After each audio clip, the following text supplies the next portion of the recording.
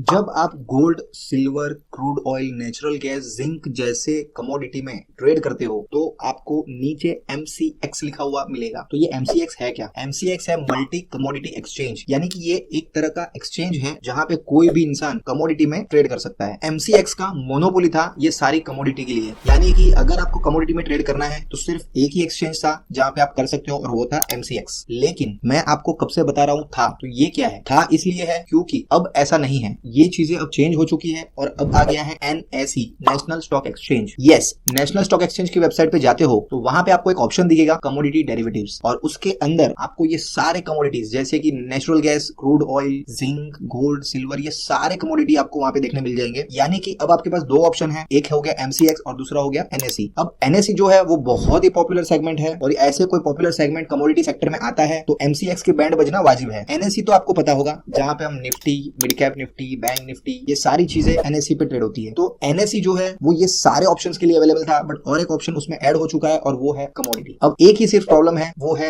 Liquidity. अभी के time पे लिक्विडिटी जो है NSE के एक्सचेंज पे कमोडिटी के लिए बहुत ही कम दिखा रहा है, लेकिन ये जरूरी बिल्कुल भी नहीं है कि आगे भी ये लो ही रहेगा, क्योंकि NSE एक बहुत ही पॉपुलर सेगमेंट है और NSE पे सबसे ज्यादा हाई वॉल्यूम होता है सेंसेक्स के कंपैरिजन में भी और MCX के कंपैरिजन में भी, और कस्टमर्स का भरोसा जो है वो NSE पे बहुत ही ज्यादा है। और अगर NSE में लिक्विडिटी बढ़ती है उसका मतलब सिंपल है, MCX की लिक्विडिटी घटेगी। यानी कि अगर MCX के पास 1 लाख कस्टमर्स है कमोडिटी में ट्रेड करने वाले और उसमें से 10-20 हजार भी NSE पे मूव हो जाते हैं तो MCX के पास 80,000 क्लाइंट बचेंगे। तो ये 20,000 क्लाइंट का जो लॉस होता है उसका इंपैक्ट आपको MCX के शेयर प्राइस पे भी दिखने मिलेगा। यानी कि हम ये बोल सकते हैं इजीली कि NSE अगर आ रहा है, अगर इतना तगड़ा कंटेनर मार्केट में उतर रहा है तो MCX की हवा तो निकलने वाली है, लेकिन कब और कितने वक्त में वो टाइम ही बताएगा। अब MCX के शेयर प्राइस घटेंगे तो हाई चांस है कि NSE के शेयर प्राइस बढ़ेंगे, लेकिन एक दुख की बात है कि NSE के शेयर प्राइस मार्केट में ट्रेड नहीं होते, वो अनलिस्टेड होते हैं लेकिन मार्केट में ट्रेड नहीं कर सकते। आजकल BSE का शेयर जो है बहुत ही भाग रहा है क्योंकि